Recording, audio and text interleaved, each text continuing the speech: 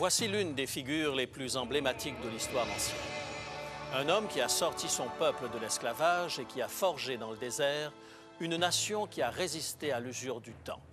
Un berger qui n'a pas hésité à défier le puissant monarque de son époque. Un prophète qui a parlé à Dieu face à face. Aujourd'hui, découvrons l'homme derrière la légende.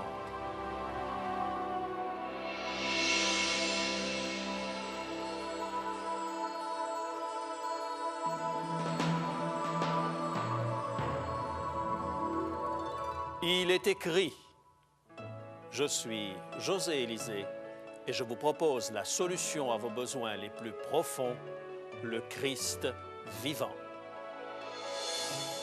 Notre sujet d'aujourd'hui, de la tête et des épaules. Ils venaient tout juste d'être libérés de 4 siècles d'esclavage en Égypte.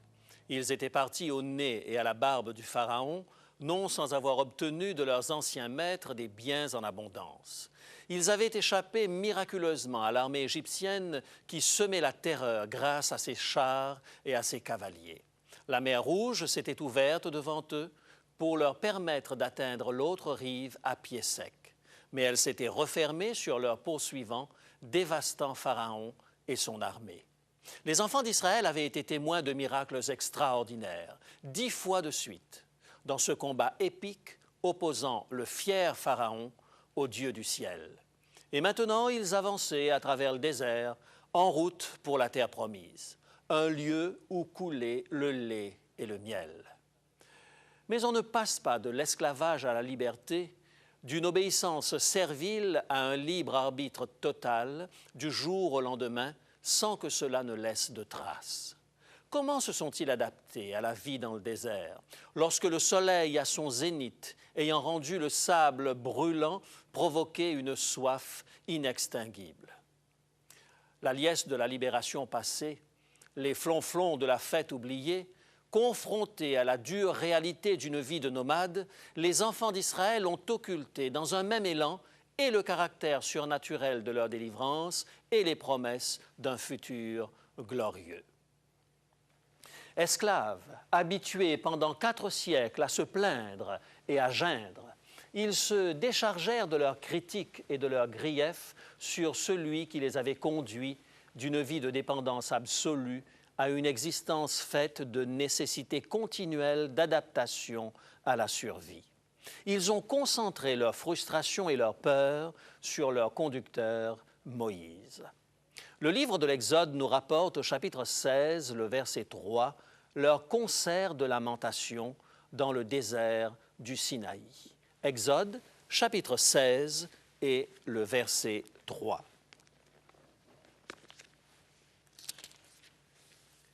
Les enfants d'Israël leur dirent, « Que ne sommes-nous morts par la main de l'Éternel dans le pays d'Égypte, quand nous étions assis près des pots de viande, quand nous mangions du pain à satiété, car vous nous avez menés dans ce désert pour faire mourir de faim toute cette multitude. » Le peuple en est arrivé à préférer mourir comme esclave en Égypte plutôt que d'affronter les difficultés d'un autre modèle de vie à construire de toutes pièces. Dépassé par la situation, Moïse choisit de présenter le problème à Dieu. Et le Seigneur répondit à leur insécurité en faisant tomber la manne du ciel pendant 5 jours consécutifs et le 6e jour, une double portion afin de leur inculquer la notion de repos en Dieu. Cette substance ronde apparaissait sur le sol, fine comme la rosée du matin au lever du jour. Et cette nourriture miraculeuse les accompagna pendant les 40 années de leur pérégrination dans le désert. Mais la manne, toute miraculeuse qu'elle fut, n'étanchait pas leur soif, et les Israélites recommencèrent à se lamenter. Leur réaction nous est décrite dans le livre de l'Exode, au chapitre 17, le verset 3. Voici comment la Bible décrit leur réaction. Exode, chapitre 17 et le verset 3. « Pourquoi nous as-tu fait monter hors d'Égypte pour me faire mourir de soif avec mes enfants et mes troupeaux? » Lorsque la peur de mourir prend aux tripes, On a vu des naufragés pris de panique grimper sur les épaules de leurs sauveteurs au risque de les noyer. Affolé à la perspective de mourir dans le désert, le peuple était prêt à lapider Moïse. Moïse eut recours à nouveau au Seigneur et l'Éternel fit jaillir de l'eau d'un rocher. Tant de manifestations de la divine providence auraient dû avoir raison de leurs murmures. Il n'en fut rien. L'être humain est ainsi fait qu'il se lasse de tout.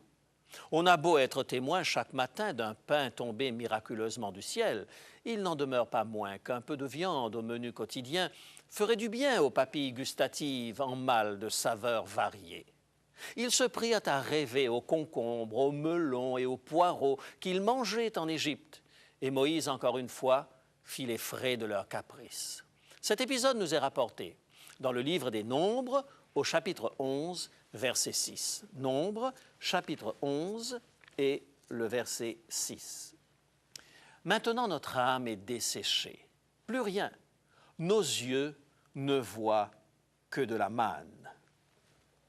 Moïse répandit sa plainte devant l'Éternel et Dieu fit pleuvoir une quantité impressionnante de cailles autour du camp.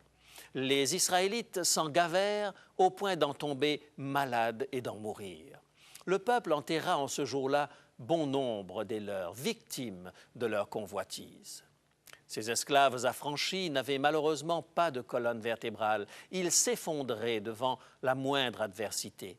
Mais pendant toute la période d'errance dans le désert, un homme dépassé de la tête et des épaules, cette populace désorganisée.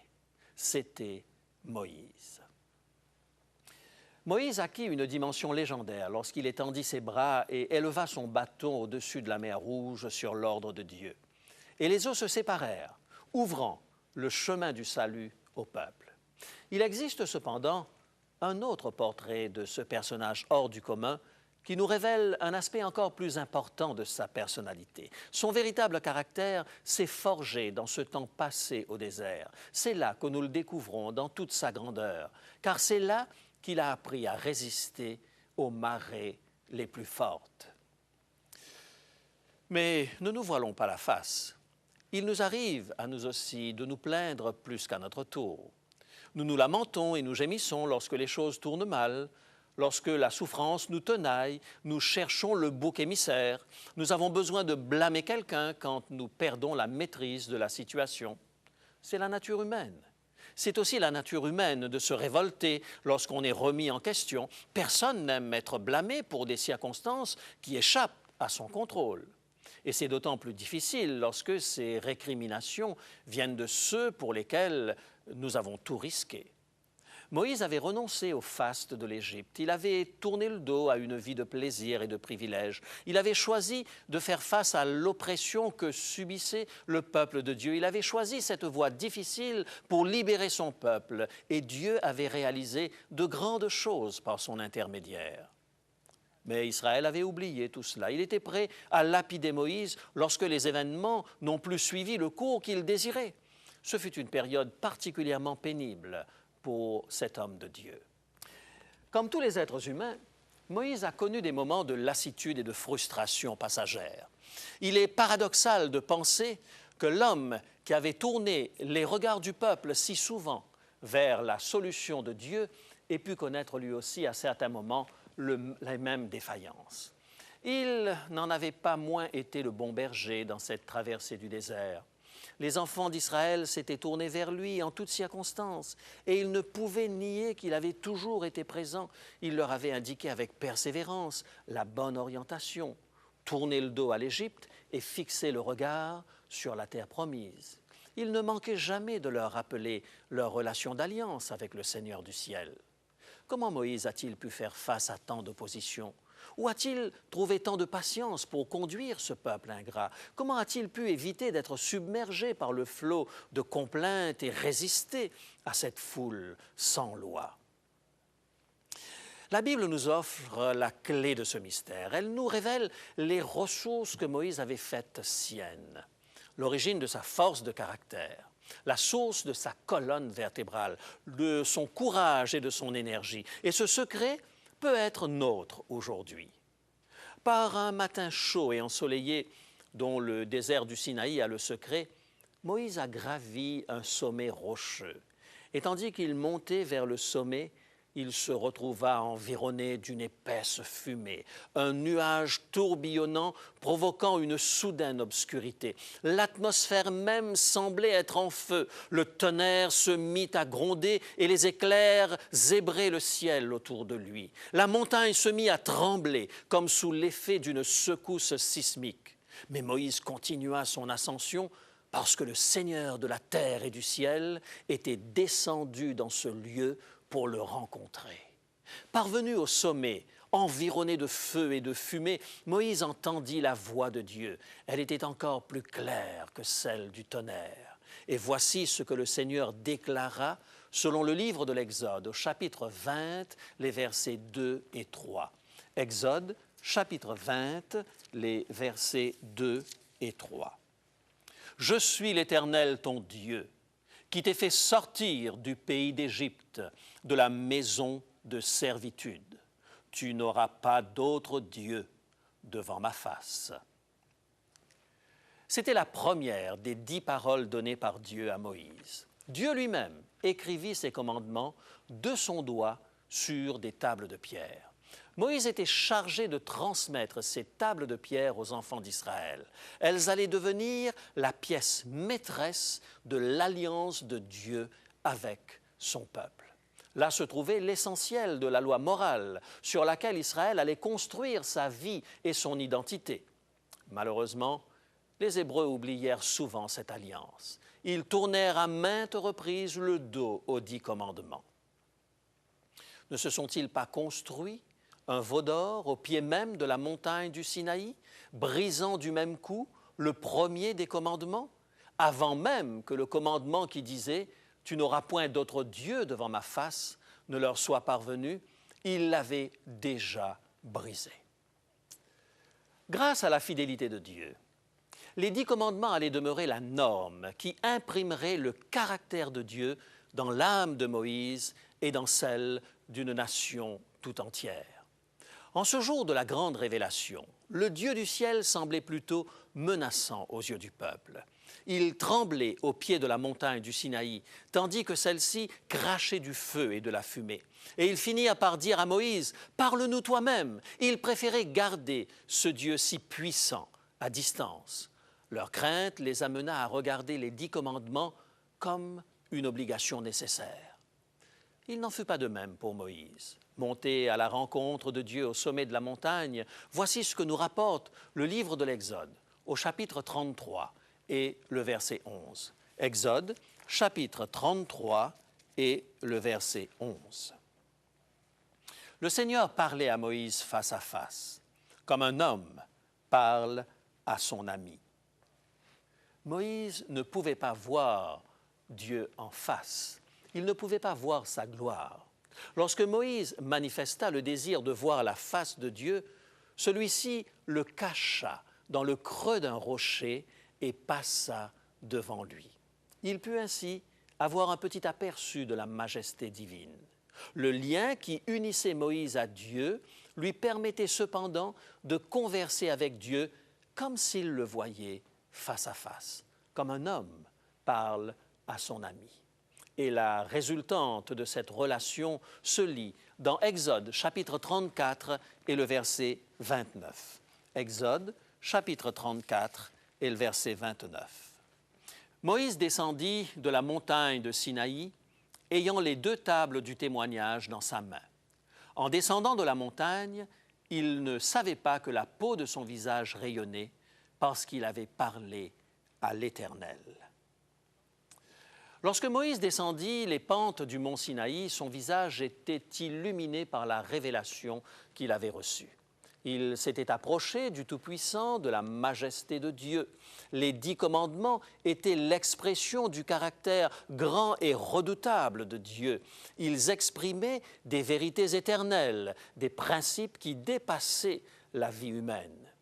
Mes amis, je crois que là réside le secret de la force de Moïse. La raison pour laquelle il pouvait se maintenir au-dessus de cette mêlée sans loi, c'était sa relation personnelle avec Dieu. C'est ce qui lui donnait une colonne vertébrale. lorsque les autres se laissaient emporter par le doute. Moïse avait trouvé quelque chose de solide, de noble, de glorieux, de sécurisant sur lequel s'appuyer. Il avait trouvé les principes moraux venus directement de Dieu. Pour tenir droit face à l'adversité, il faut pouvoir s'appuyer sur quelque chose de solide.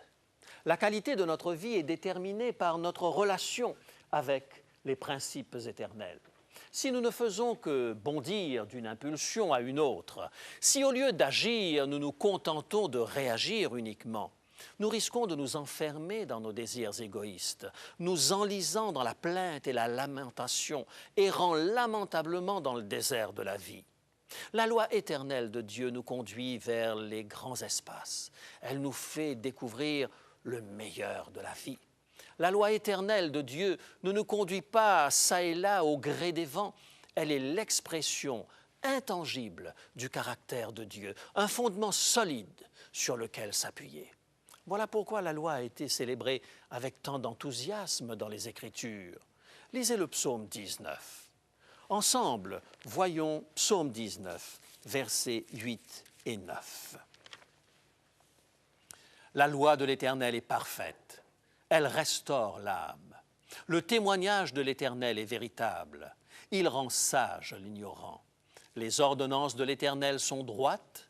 Elles réjouissent le cœur. Les commandements de l'Éternel sont purs. Ils éclairent les yeux. Les écrivains de la Bible en témoignent tous. La loi de Dieu est parfaite et sûre. Même lorsque nos impulsions nous conduisent dans une direction opposée, la loi de Dieu demeure, droite et pure, comme un repère inamovible. Moïse fut le premier à se tenir du côté de la loi intangible de Dieu. Il fut le premier à comprendre combien ces principes divins étaient précieux. Parce qu'il s'appuyait sans relâche sur cette norme divine, il dépassait de la tête et des épaules le peuple qu'il conduisait. Moïse les dépassait de la tête et des épaules. Lorsque, submergé par ses responsabilités de juge, occupé à régler des disputes au sein de son peuple, il accepta les conseils de Jéthro, son beau-père. « Tu dois choisir, avait dit Jéthro, des hommes capables pour agir comme juges sous tes ordres. » Moïse ne s'est pas senti menacé par ce conseil. Loin de s'accrocher au pouvoir, il a humblement reconnu le caractère judicieux de ce conseil et le peuple s'en est trouvé bien. Moïse dépassait de la tête et des épaules lorsque, menacé par la jalousie de sa sœur Myriam, qui avait excité Aaron, son frère, à la révolte, il les avait entendus s'interroger. Est-ce que le Seigneur parle uniquement à travers Moïse? N'a-t-il pas parlé aussi à travers nous? Ce fut Dieu qui régla la dispute en frappant Myriam de la lèpre, l'amenant à prendre conscience de la folie de sa démarche. Et Moïse, loin de se réjouir de les voir obtenir ce qu'ils avaient mérité, supplia l'Éternel, selon ce qui nous est rapporté, dans Nombre, chapitre 12, le verset 13. Nombre, chapitre 12 et le verset 13. Moïse cria à l'Éternel en disant « Ô Dieu, je te prie, guéris-la. » Moïse dépassait de la tête et des épaules. Lorsque le Seigneur lui-même menaçait de foudroyer ce peuple au cou roide, promettant à Moïse du même coup de faire de lui une grande nation, Moïse plaida là aussi avec Dieu en faveur de son peuple. Pendant l'une de ces crises, il pria pendant 40 jours et 40 nuits pour eux. Vous pouvez entendre, s'élevant au-dessus du désert, sa supplication rapportée dans Nombre, chapitre 14 et le verset 19. Nombre, chapitre 14 et le verset 19. Pardonne l'iniquité de ce peuple selon la grandeur de ta miséricorde, comme tu as pardonné à ce peuple depuis l'Égypte jusqu'ici. Moïse dépassait de la tête et des épaules la petitesse, la vengeance et l'égocentrisme. Il était solidement campé sur le projet de Dieu. Sa vie démontre encore aujourd'hui la bénédiction qui découle de la fidélité aux principes éternels de Dieu. Jésus-Christ a résumé la loi de son Père en 2 sentences dans l'Évangile de Matthieu. Chapitre 22, les versets 37 à 39. Matthieu, chapitre 22, versets 37 à 39. Tu aimeras le Seigneur ton Dieu de tout ton cœur, de toute ton âme et de toute ta pensée. C'est le premier et le plus grand commandement. Et voici le second qui lui est semblable, tu aimeras ton prochain comme toi-même. Aimer Dieu et aimer son prochain. Voilà l'essence même de la loi de Dieu. Moïse l'avait découvert en gravissant le mont Sinaï. La loi de Dieu, ses principes éternels, sont fondés sur l'amour. Avez-vous trouvé un lieu solide sur lequel vous tenir? Êtes-vous capable de vous élever au-dessus des pressions de la foule? Êtes-vous capable de résister à vos propres impulsions?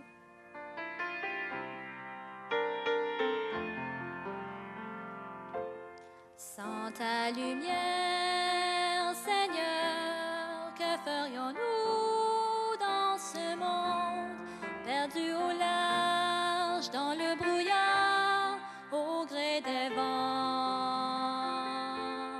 Sans ta lumière, Seigneur, où irions-nous dans ce monde?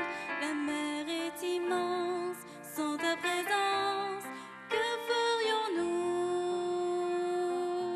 Comme un phare dans la nuit, tu brilles sur tes enfants, tu nous guides vers le port, au cœur de ton amour. Comme un phare dans la nuit, tu brilles sur tes enfants, tu nous guides vers le port, au cœur de ton amour.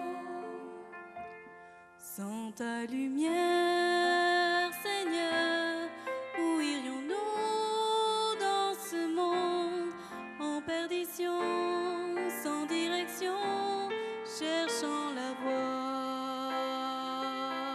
Sans ta lumière, Seigneur, que ferions-nous dans ce monde? Que décider, qui écouter, que ferions-nous? Comme un phare dans la nuit, tu brilles sur tes enfants, tu nous guides vers le port, au cœur de ton amour. Comme un phare dans la nuit, tu brilles sur tes enfants, tu nous guides vers le port, au cœur de ton amour. Comme un phare dans la nuit, tu brilles sur tes enfants, tu nous guides vers le port, au cœur de ton amour. Père céleste, nous avons besoin de tes principes dans notre vie. Notre tendance naturelle nous pousse à vouloir faire un amalgame qui nous convient et nous sommes piégés par nos propres désirs égoïstes. Tu nous invites à nous tenir à tes côtés. Nous voulons nous appuyer sur ta parole et nous voulons placer notre foi en Jésus-Christ, le Seigneur et le Sauveur. Nous désirons que sa loi d'amour soit écrite dans nos cœurs. Nous voulons grandir dans sa grâce et dans sa vérité. Merci de nous permettre de réaliser cela. Au nom de Jésus. Amen.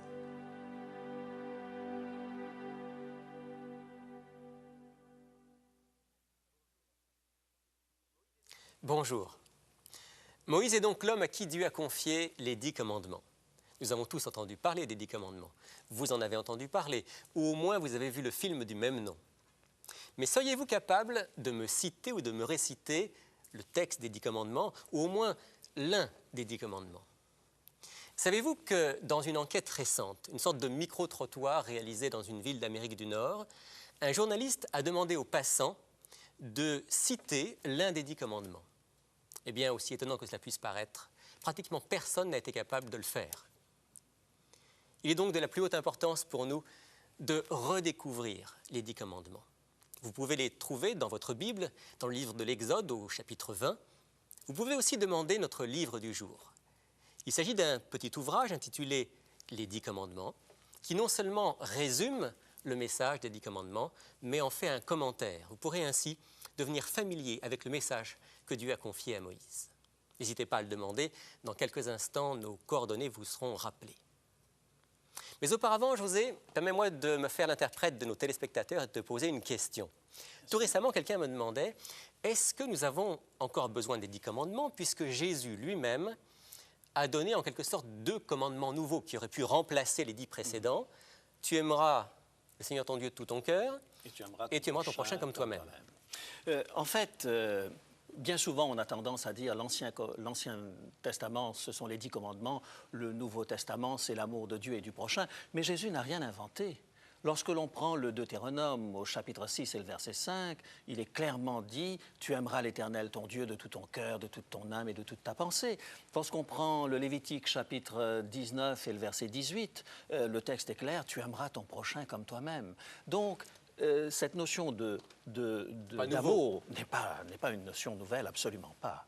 Mais alors, est-ce que cela veut dire que les 10 commandements ne sont plus nécessaires? Est-ce qu'on a toujours besoin de ces précisions des 10 commandements? Est-ce que l'Esprit de Dieu agissant en nous et l'exemple de Jésus n'est pas suffisant? Écoute, je ne suis pas certain que ce soit suffisant. Je vais prendre 2 exemples tout simples. J'ai appris que dans le Pacifique et dans le Grand Nord, lorsqu'un visiteur est de passage, il semble parfaitement normal à celui qui le reçoit de lui proposer de passer la nuit avec sa femme. Un autre exemple, les intégristes de tous bords, que ce soit musulmans ou chrétiens, estiment que l'amour de Dieu va jusqu'à tuer son prochain. Donc il était important que Dieu précise dans une structure absolument claire quelle est l'expression en quelque sorte de l'amour de Dieu d'une part et de l'amour du prochain. Ce que je veux dire, c'est que notre conscience est trop relative, trop élastique pour qu'on puisse parfaitement s'y fier. Tout à fait. Alors nous aussi, nous avons besoin de redécouvrir le message des 10 commandements. Nous vous proposons pour ce faire de demander notre petit livre, Les 10 commandements, un ouvrage entièrement gratuit qui vous est offert simplement à votre demande. Il vous suffit maintenant de nous téléphoner ou de nous écrire. Nous nous ferons un plaisir de vous le faire parvenir. Bonne semaine, à bientôt. Pour demander l'offre du jour, composez maintenant le 514-729-3515 pour la région de Montréal ou utilisez notre ligne sans frais 1-866-729-3515 si vous êtes de l'extérieur de Montréal. Il est possible que toutes nos lignes soient occupées au moment de votre appel. Composez à nouveau. Nos téléphonistes sont à votre écoute jusqu'à 10 heures ce matin. Mentionnez clairement le titre de l'offre demandée et parlez lentement afin que nous puissions bien noter vos noms et adresses. Je vous rappelle que vous pouvez vous procurer pour une somme modique les cassettes audio et vidéo de nos émissions ainsi que le texte du jour. Si vous préférez, vous pouvez nous écrire à l'adresse qui apparaît sur votre écran. Il est écrit Case postale 99, succursale Rosemont, Montréal, Québec, H1X 3B6. Nous attendons vos appels. Composez maintenant le 1-866-729-3515. Mes amis, il est temps de se quitter. D'ici la semaine prochaine, souvenez-vous, il est écrit « L'homme ne vivra pas de pain seulement, mais de toute parole qui sort de la bouche de Dieu. »